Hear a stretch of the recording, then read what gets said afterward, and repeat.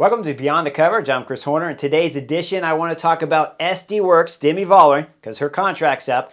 And then I want to go into Soudal Quick-Step because I saw an article from Yves Lampart's talking about how his team is not dictating the race anymore here in the Classics.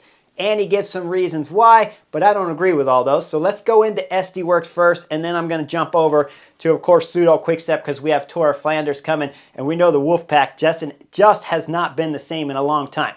Now, with SD Worx, we see the manager, Janssen. He left an article put up 2 days ago about how he had offered contracts to Demi Vollering.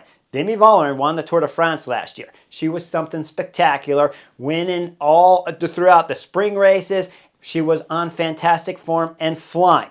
Now, in his article, he's talking about how he offered her a contract. He gave her an ultimatum that she needed to sign it because their team needed to move on.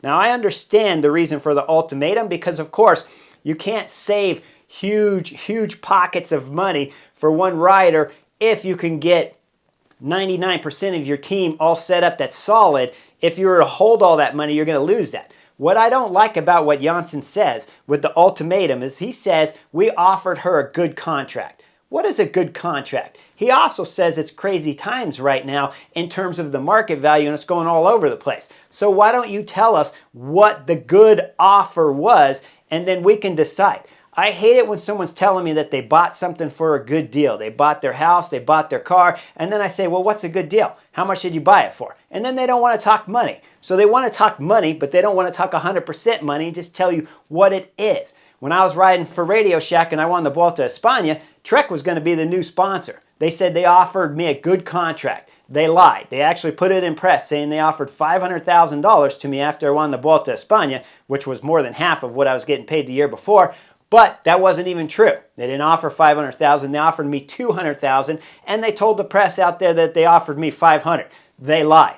Right now, Janssen, when he says we offered her a good contract, but then says the market value's crazy up there and it's going all over the place, I'm telling you right now, he probably is lying to us. Because if he offered a really good contract, why don't you just tell us what the contract is and we can decide if it's good or if it's bad. The other problem I have with this is after he talks about how the market's going crazy and high all over the place and it's fluctuating, what he's talking about is Demi Vollering has been basically offered at least what the gossip is, $1 million contract from some other teams. So why doesn't SD Worx manager Janssen, why isn't he happy for Demi Vollering?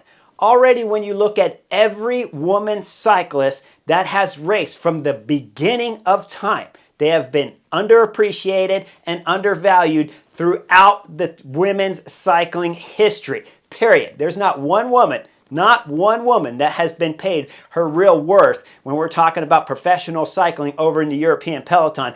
And it looks like Demi Vollering is going to possibly get paid somewhat close to maybe what she's worth. Remember, last season, when we're talking about 2023, Demi Vollering was basically the Tadej Pogacar of women's cycling. So if she's getting paid $1 million, she's still undervalued. And when I'm looking at the article from Janssen saying we offered her a good deal, tell us what the good deal is, and then I'll figure out whether or not when I'm sitting on the Chesterfield, if that was a good deal or not. I bet it wasn't, and that's why, Janssen, you didn't hear back from her management, and that's why she's still not signed. Now, one other thing before I leave. He talked about in there about how Soudal Quick-Step and Demi Vollering were offered the contract at the same time because he wants to keep them together because they look like they race so well together. Honestly, if I'm Demi Vollering, when I look at the Tour de France and I watch it at home from my Chesterfield, I don't think Soudal Quick-Step did a whole lot there to help Demi Vollering win the Tour de France. If you're going into the final climbs and you're not on the front driving it 100% for Demi Vollering so that you could destroy the whole field and then she can light everyone up, which clearly her form in 2023 was something magical and above anyone else.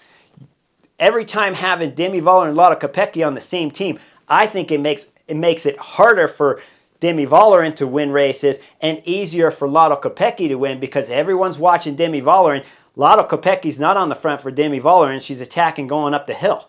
So when we look at that stage win with Soudal Quick-Step winning, Okay, when she first put the race leader's jersey on, when she's going up the road, remember, Demi Vollering's back there left a little bit unprotected because she's losing a rider like Soudal Quick-Step going up the road that's going to win the stage and put herself in the race leader jersey, which means all the following stages, not only was Demi Vollering not protected late while Soudal Quick-Step's attacking, but she doesn't have the help of Soudal Quick-Step in the later stages at the Tour de France, when easily anyone could see at the Tour de France last year that Demi Vollering was the outright favorite and was going to drop everyone when we got on the final climbs on the last stage of the Tour de France. That was fact. But when we take it down to the bare essentials, Demi Vollering, I think you should leave, because Soudal Quick-Step right now is costing you some victories. And SD Worx, maybe you do have to give an ultimatum, because I don't know if I want to wait around too long and keep that bank account full, but let riders start disappearing from my team if you can sign 90% of your riders. But don't tell me it's a good deal, because that's just a BS story right there, if you're not going to tell us how much of that good deal you actually offered her. Either way, looks like we're going to see Demi Vollering leave it. Now let's get over to Soudal Quick-Step, because Yves Lamparts threw out an article in there talking about how on one of the press things he was doing, he said, yes, we haven't been as strong. It's not fun. There's big guys racing like Wout van Aert, Mathieu van der Poel out there, and Mads Pedersen that are just putting out more power than we are. The problem I have here with Yves Lamparts' interview is that he doesn't tell you the real story. That's not the real story. When you look at Soudal Quick-Step and you look at Julian Alaphilippe, do you guys remember when Julian Alaphilippe won back-to-back Road World Championships? One of them was in Belgium against the Belgium's team with Wout van Aert and Remco Evenepoel on it. That spectacular Road World Championship win that Julian Alaphilippe had showed, and many times more since then and before then, that Julian Alaphilippe was easily on the same level as a Mathieu van der Poel and a Wout van Aert.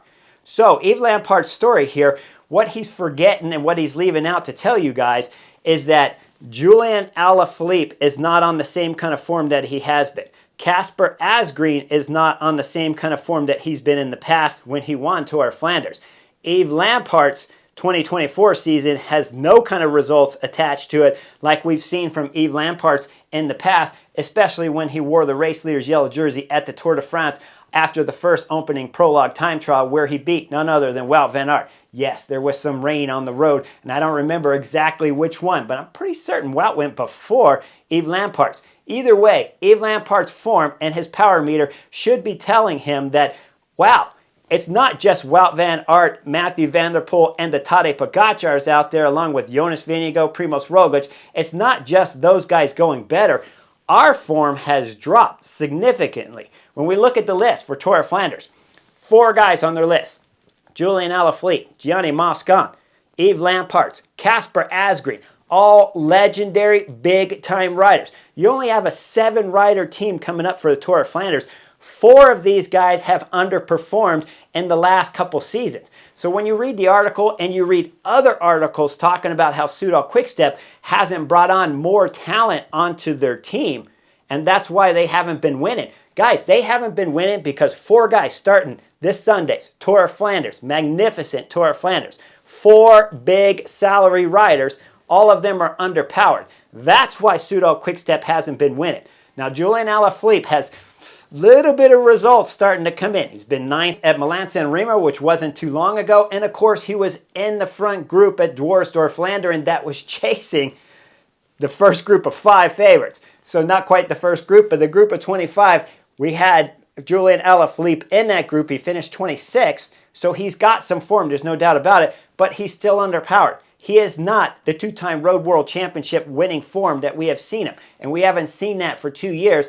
And Julian Alaphilippe's tactics with less power has been absolutely catastrophic, especially if you want to break down the Tour de France from last year in 2023, where he was attacking early and often all day long and then just blowing up. So when I read the articles, and not just the comments from Yves Lamparts, all of the articles about Soudal Quick-Step not reinforcing their team, it's not the problem that they haven't reinforced their team. It's the problem that 4 guys starting this Sunday's Tour of Flanders are all underpowered and aren't performing the way that they have in the past. So when you read these articles, make sure you understand that when we're talking about Soudal Quick-Step with Remco Evenepoel and Mikel Landa brought on for GC races, that's where a lot of the budget goes. But the other budget's going to these 4 riders starting Flanders, and they're underperforming.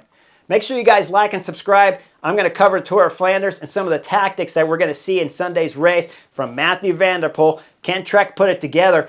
And of course, Visma Lease bike. What are they going to do with the big guy Wout van Aert out of Tour of Flanders? Can they still win? Can they still affect the race at the end of Tour of Flanders? And can Mathieu van der Poel, without Wout van Aert there, still win Tour of Flanders? Like and subscribe, and I'll see you guys on the next edition real soon.